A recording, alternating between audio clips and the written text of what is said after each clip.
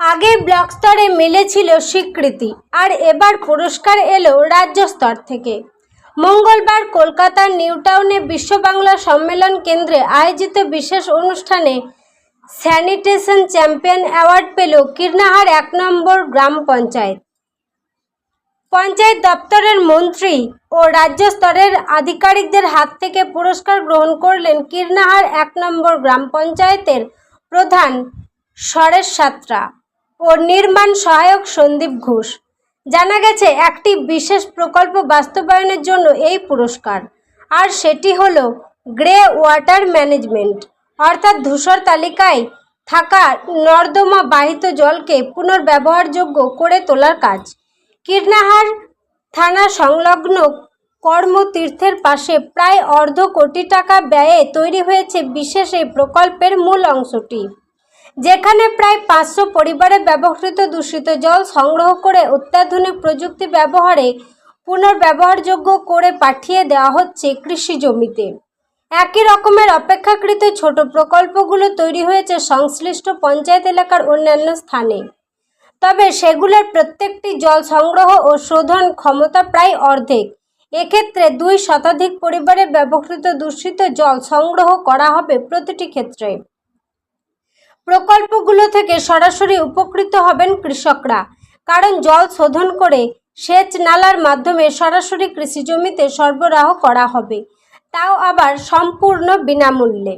এছাড়াও অপেক্ষাকৃত ছোট নর্দমা, যেগুলো অধিকাংশ পুকুরের সঙ্গে সংযুক্ত, সেগুলোর মুখে বসানো হয়েছে ভার্টিক্যাল ফিল্টার চেম্বার, যার ফলে জল শোধন হয়ে চলে যাচ্ছে পুকুরগুলোতে।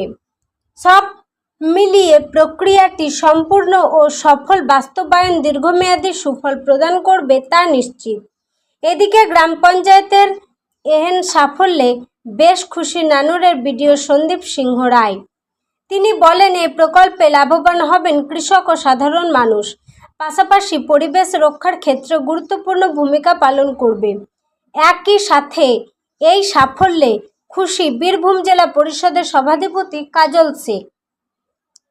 তিনি বলেন, এই সাফল্যের বেশিরভাগ কৃতিত্বই পঞ্চায়েত এবং নানুরের বিডিওর। এভাবেই এগিয়ে যাবে নানুর এবং এগিয়ে যাবে বীরভূম জেলা, এমনটাই মন্তব্য বীরভূম জেলা পরিষদের সভাধিপতি কাজল শেখের। নানুর থেকে কার্তিক ভান্ডারীর রিপোর্ট, তারাপীঠ টিভি। সবার প্রথমে কীর্ণাহার ১ নম্বর গ্রাম পঞ্চায়েতের প্রধান এবং নির্মাণ সহায়ককে তাদের এই অক্লান্ত পরিশ্রমের জন্য ধন্যবাদ।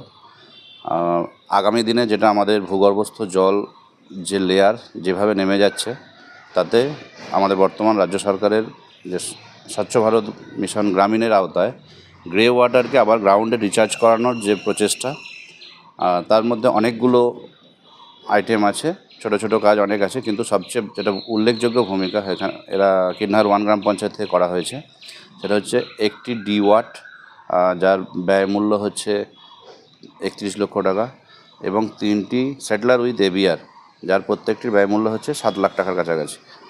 এর ফলে গোটা কীর্ণাহার বাজারের যে জল, মানে মানুষজনের জল এবং দোকানের যে সমস্ত জল, সেই জলটা এসে ড্রেনের মাধ্যমে পরিবাহিত হয়ে ওই ডিওয়ার্সে ঢুকছে, এবং ডিওয়ার্সে ওটা ফিল্ট্রেশন হচ্ছে এবং সেটিকে চাষযোগ্য করে তোলা হচ্ছে।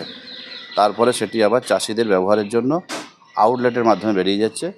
এটা একটি যুগান্তকারী প্রচেষ্টা। এইভাবে মানে আরও যে গ্রাম পঞ্চায়েতগুলো আছে আপনার ব্লকে, সেই গ্রাম পঞ্চায়েতগুলো কি এইভাবেই কাজ করবে? প্রত্যেকটি গ্রাম পঞ্চায়েতই গ্রাউন্ড ওয়াটার রিচার্জ করার জন্য আপনার soak pit, লিচপিট, modified লিচপিট, vertical filter chamber কাজ করেছে, কিন্তু ডিওয়ার্সের কাজ করতে গেলে ডিওয়ার্স প্রজেক্টটা প্রায় 30-31 লক্ষ টাকা ব্যয় আছে। একটি মৌজাতে আমাদের যে ভিলেজ ক্যাপ থাকে, সেই ভিলেজ ক্যাপে সেই পরিমাণ টাকা ধার্য করতে হবে। কীর্ণাহার 1-এর ক্ষেত্রে একটা অপরচুনিটি ছিল যে কীর্ণাহার একটি বড় মৌজা এবং অনেক মানুষের বসবাস, ফলে ওখানে আবর্জনাও বেশি, সেইটাকে আমরা কাজে লাগিয়েছি। আবর্জনাটাকে সম্পদ হিসেবে ব্যবহার করার চেষ্টা করা হচ্ছে। ঠিক বলবেন? তার জন্য সর্বপ্রথমে কীর্ণাহার 1 নম্বর গ্রাম পঞ্চায়েতের প্রধান সহ সমস্ত আধিকারিক যারা আছে তাদেরকে আমি ধন্যবাদ জ্ঞাপন করছি, এবং এ ধন্যবাদের হকদার অবশ্যই নানুর বিডিও সাহেব, ব্লক সমষ্টি উন্নয়ন আধিকারিক সাহেব। তার জন্যই এটা সম্ভব হয়েছে। নানুর এভাবে এগিয়ে যাবে, পিছিয়ে পড়া নানুর এভাবে এগিয়ে যাচ্ছে। কিন্নহার এরিয়ার প্রায় 200টি পরিবারের বা 200টি বাড়ির যে জল জল সেই দূষিত জলকে দূষণমুক্ত করে কৃষিক্ষেত্রে ব্যবহার করার এই যে প্রয়াস, আমি চেষ্টা করব আগামী দিনে বীরভূম জেলার যে 167টি গ্রাম পঞ্চায়েত আছে প্রত্যেকটি গ্রাম পঞ্চায়েত এভাবে এগিয়ে আসুক, উদ্যোগ নিক এবং বীরভূম জেলাকে আগিয়ে নিয়ে যাক। নানুরের কথা শুধু এই স্যানিটাইজেশনের ক্ষেত্রে নয়, স্যানিটাইজের ক্ষেত্রে বীরভূম জেলার বর্তমানে যে 77,156টি যে টয়লেট তৈরি করার পরিকল্পনা ছিল সেটা সম্পন্ন হয়েছে, আর 1241টি টয়লেটে কাজ চলছে। স্যানিটাইজেশনের ক্ষেত্রে বীরভূম জেলা এগিয়ে আছে। তাছাড়াও বীরভূম জেলায় 2225টি গ্রাম আছে, সেই 2225টি গ্রামের মধ্যে 2135টি গ্রামকে এখন অবধি আমরা মডেল ভিলেজ তৈরি করতে পেরেছি রাজ্যের মাননীয় মুখ্যমন্ত্রী মাননীয় মমতা বন্দ্যোপাধ্যায়ের নির্দেশে। তাছাড়াও 125টি SWM ইউনিট তৈরি হয়েছে বীরভূম জেলায়। তাছাড়াও GWM এর ক্ষেত্রে প্রায় 40 কোটি টাকা বীরভূম জেলায় আমরা খরচা করতে পেরেছি, কাজ করতে পেরেছি। আর যদি নানুরের প্রসঙ্গে আসেন, নানুরের 2011 প্রাককালে আর নানুর আর এখন নানুরের মধ্যে অনেক পরিবর্তন হয়েছে। আমাদের রাজ্যের মাননীয় মুখ্যমন্ত্রী মাননীয় মমতা বন্দ্যোপাধ্যায় মহিলাদের স্বনির্ভর করার জন্য যে গোষ্ঠী বা গ্রুপ তৈরি করেছেন, আপনারা দেখতে পাবেন নানুর ব্লক অফিসে গেলে আমার নানুরের মায়েরা বোনেরা প্রায় 200 থেকে 250টা সেলাই মেশিন নিয়ে নানুরের একটা কমিউনিটি হলে তারা সেলাইয়ের কাজ করছে। অর্থাৎ প্রত্যেক দিন বা প্রত্যেক মাসে একজন মহিলা সে 15 থেকে 20,000 টাকা ইনকাম করছে। স্কুলের ছেলে মেয়েদের যে ড্রেসগুলো দেওয়া হয় সেই ড্রেসগুলো সেলাই করা পড়ে। নানুরের ভুরভুরিডাঙ্গাতে যদি আমরা যান, যেটা বিগত দিনে 2011 প্রাককালে আমরা দেখেছি, যেখানে সাপের কামড়ে কয়েক শত মানুষের অকাল মৃত্যু হয়েছে, সেই ভুরভুরিডাঙ্গাতে এখন ITI হাব তৈরি হয়েছে, অর্থাৎ মানুষ তৈরির কারখানা তৈরি হয়েছে। নানুর এগিয়ে গেছে। নানুরে কিষাণ মান্ডি, সেখানে গেলে দেখতে পাবেন আমার যারা কৃষক ভাইয়ের আছে, যারা এখন ধান কাটছে, সেই ধানটা কিষাণ মান্ডিতে গিয়ে বিক্রি করছে, সুলভ মূল্যে তা ধান বিক্রি করতে পারছে। বিগত দিনে দেখেছি আমরা নানুরের মানুষের বোমা গুলির দিয়ে তাদের রক্ত ঝরানো হতো। সেই নানুরে বোলপুরের সংলগ্ন নানুর বিধানসভার মধ্যে মেডিকেল কলেজ তৈরি হয়েছে, অর্থাৎ মানুষের জীবন দান করা হচ্ছে। আমরা এগিয়ে গেছি, আমরা এগিয়ে আছি, এইভাবে এগিয়ে থাকবো। মাননীয় মুখ্যমন্ত্রী মাননীয় মমতা বন্দ্যোপাধ্যায়ের হাত আমাদের মাথার উপর আছে, বীরভূম জেলার উপর আছে, নানুরের উপর আছে। বীরভূম জেলা এগিয়ে যাচ্ছে এবং আগামী দিনে আরও এগিয়ে যাবে। স্যানিটাইজেশন শুধু নয়, প্রত্যেকটি ক্ষেত্রে আমরা এগিয়ে যাব। আমাদের জানা আছে কেন্দ্র সরকার বাংলাকে বঞ্চনা করেছে, বাংলা আবাস যোজনা বাড়ি কেন্দ্র সরকার দেয়নি।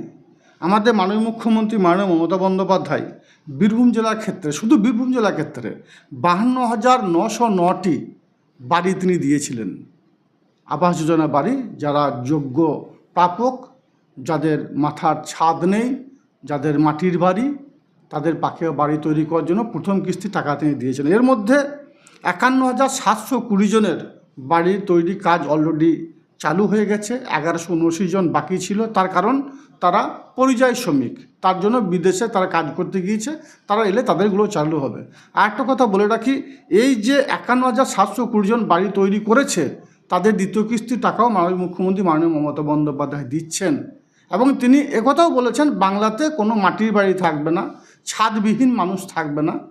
তাই এ বাড়িগুলো কমপ্লিট হলে আগামী দিনে যাদের মাটির বাড়ি আছে, যাদের মাথায় ছাদ নেই, তাদেরও ছাদের ব্যবস্থা মাননীয় মুখ্যমন্ত্রী মাননীয় মমতা বন্দ্যোপাধ্যায় করবেন। এভাবেই বাংলা এগিয়ে যাবে।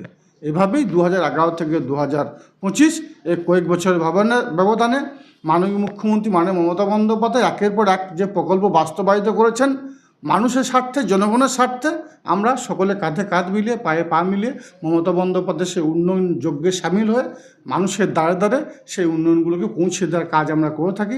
সেটাই আমরা করছি, সেটাই আগামী দিনে আমরা করব।